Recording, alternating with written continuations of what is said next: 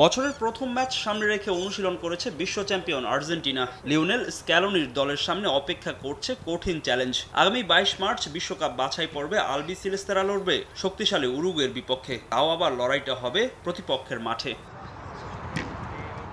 Buenos আইরেসে আর্জেন্টিনার জাতীয় দলের অনুশীলনে উপস্থিত ছিলেন স্ক্যালোনির ডাক পাওয়া সব ফুটবলারই। তারপরও একজনের অভাব দেখা গেছে স্পষ্টভাবে। পেশির ইনজুরির কারণে ছিটকে গেছেন দলটির প্রাণভোমরা লিওনেল মেসি। অধিনায়ককে ছাড়াই আলবিসেলেস্তাদের লড়তে হবে উরুগুয়ে ও চিরপ্রতিদ্বন্দ্বী ব্রাজিলের বিপক্ষেও।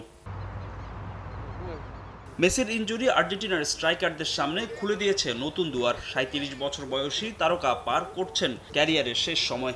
আর্জেন্টিনার জাতীয় দলে তার রিপ্লেসমেন্ট খুঁজে পেতে এই দুই ম্যাচেই নজর থাকবে লিওনেল স্ক্যালোনির।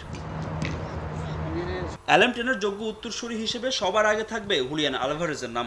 ম্যানচেস্টার সিটি ছেড়ে অ্যাথলেটিকো মাদ্রিদে এসে দুর্দান্ত সময় পার করছেন এই ফরওয়ার্ড। চলতি মৌসুমে এরই মধ্যে অ্যাথলেটিকোর হয়ে ২৩টি গোল করেছেন আলভারেজ। নজর কাড়বেন আরেক ফরওয়ার্ড লাউতারো মার্তিনেজ। ইন্টার মিলানের হয়ে চলতি মৌসুমে ১১ গোল করেছেন এই স্ট্রাইকার। অনুশীলনে যোগ দিয়েছেন আর্জেন্টিনার নতুন সেন্সেশন থিয়াগো আলমাদা।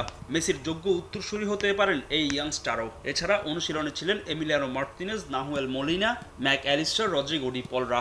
দীর্ঘদিন পর ইনজুরি কাটিয়ে জাতীয় দলের জার্সি গায়ে মাঠে ফিরতে প্রস্তুত ক্রিস্টিয়ান রোমেরো। দলে নেই নতুন কোনো ইনজুরি সমস্যা। এখান থেকে সেরা একাদশ বেছে নেবেন লিওনেল স্ক্যালোনি। উরুগুয়ে থেকে ম্যাচ খেলে দেশে ফিরে আর্জেন্টিনা অনূর্ধ্ব ২০ দলের সঙ্গে একটি চ্যারিটি ম্যাচ খেলবে বিশ্ব চ্যাম্পিয়নরা। সম্প্রতি ভয়াবহ বন্যায় দেশটির বাহিয়া ব্লাঙ্কা এলাকায় ব্যাপক ক্ষয়ক্ষতি হয়েছে। দাতব্য ম্যাচ থেকে অর্জিত অর্থ শহরের একটি হাসপাতালকে দেবে আর্জেন্টিনা ফুটবল অ্যাসোসিয়েশন। আমরা অনূর্ধ্ব ২০ দলের সঙ্গে একটি প্রীতি ম্যাচ খেলবো, আর এই ম্যাচ থেকে তহবিল সংগ্রহ করে আমরা হাসপাতাল পেনাতে দান করে দিব।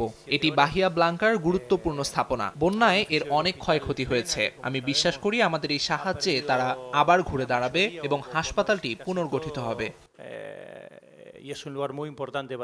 এছাড়া বন্যায় ক্ষতিগ্রস্তদের সাহায্যে একটি বেসরকারি প্রতিষ্ঠানের সঙ্গে অভিনব এক চুক্তি করেছে আর্জেন্টিনা ফুটবল অ্যাসোসিয়েশন।